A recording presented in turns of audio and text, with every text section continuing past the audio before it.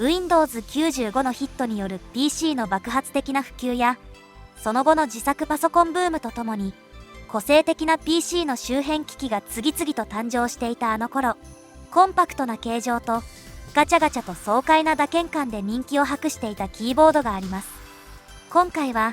90年代から2000年代にかけて一世を風靡したフィルコのコンパクトキーボードの中から特に人気の高かったモデル FKB107J 翼をご紹介します。勝手にフィルココレクション。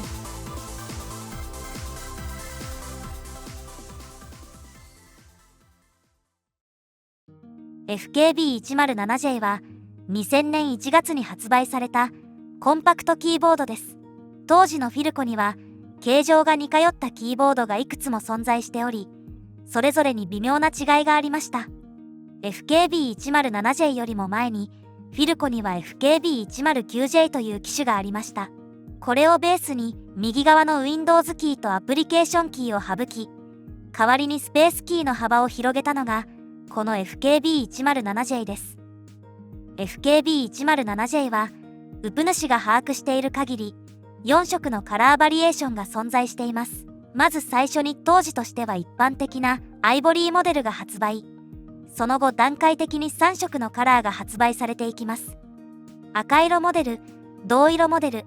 そしてフィルコといえばこの色という方も多い藍色モデルです。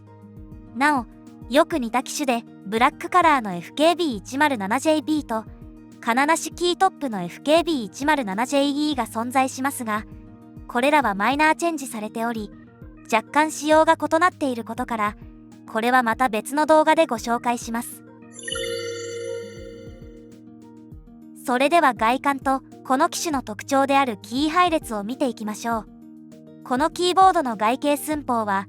横幅が 390mm、奥行きは 140mm、そして厚みは 40mm です。コンパクトキーボードとは言っても点キー付きのフルキーボードでもあるので、マジェスタッチの点キーレスモデルよりも若干大きいサイズ感です。そしてキーストロークは約 3.5mm で、キーピッチは 19mm です。接続は PS2 ポートで、ケーブルは脱着式になっています。側面にはケーブルを接続する専用のポートが左右両側についていて、ケーブルを引き回す方向に合わせて選択できます。PS2 接続ではあるのですが、キーボード本体側のポートは Mac 用の ADB と同じ形状のミニディンタイプの4ピンで、 PC 側のコネクタとは形状が異なっています。このため PC との接続は付属の専用ケーブルが必須です。ということはケーブルが壊れたら分鎮か待ったなしということか。はい、そういうことです。おそらくキーボード側は同時期に販売されていた Mac 用キーボードの設計が流用されており、本体の部品が共通化されているものと推測します。ただし流れている信号自体は PS2 になっていて、コネクタの形状だけがケーブルによって変換されているようです。そして特徴的なのが隙間なくぎっしりと詰まったキーです。先ほども少し触れましたが、点キーレスキーボードに近いサイズ感でフルサイズキーボードのキーを詰め込んでいる都合上、もはや本来のJIS配列がどうなっていたかを忘れてしまいそうな芸術的な配列になっています。これを使いこなすには見るからに慣れが必要な感じです。上から順に見ていくと、まず上段にエスケープキーとファンクションキー、そしてプリントスクリーンなどの特殊キーが一直線に並んでいます。側面から見るとこの列はキーが一段低く沈み込んだような形になっています。そして下の段に降りていくと、上から4段目の文字キーがマジェスタッチなどと比較して全体的に左にオフセットしています。マジェスタッチに慣れているウプ主はどうしても高確率でミスタイプが発生してしまいます。そしてデリートキーの位置が手探りで押すには鍛錬が必要なレベルで、多用する人には少々際どい仕様です。さらにホームキーやエンドキーに至っては点キーにまで食い込んだ変態的な詰め込み仕様で、もはやこのキーボードをブラインドタッチで操れるようになるには相当な修行が必要で、一度このキーボードに慣れてしまうとなかなか他のキーボードに戻るのもまた難しそうというのがウプ主の感想です。なるほど、こうやってフィルコ信者を製造していたんですね。うるさい。え？続いて裏面を見ていきましょう。裏面には滑り止め用のゴムが4箇所と高さ調整用のスタンドがついています。スタンドには滑り止め用のゴムはありません。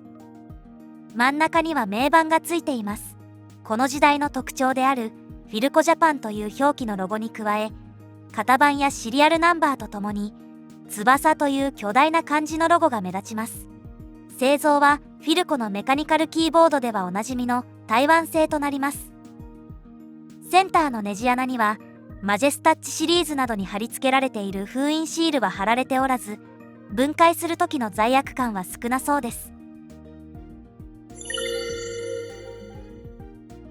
続いてキーキャップを取り外してキースイッチを見ていきましょう。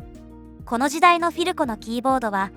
おそらく製造番号の最初の4桁が製造年月を表していると推測しており、その通りであればこのアイボリーの個体は2000年11月の製造分ということになります。スイッチの形状からアルプス系の軸であることがわかりますが、スイッチ自体にはアルプスのロゴが刻印されていません。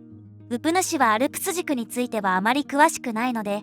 これがアルプス末期のスイッチなのか、それとも互換軸なのかはちょっと判断がつかないです。アルプス軸に詳しい先輩方、ぜひコメントで教えていただけませんでしょうか。それでは打鍵音を聞いてみましょう。このキーボードが2000年製だとした場合、収録時点ですでに25年が経過していますので、劣化によって本来の打鍵音とは異なる可能性もあります。その点はご了承ください。最初にキーを一つずつ押してみた打鍵音。その後に簡単な文章入力の打鍵音が続きます。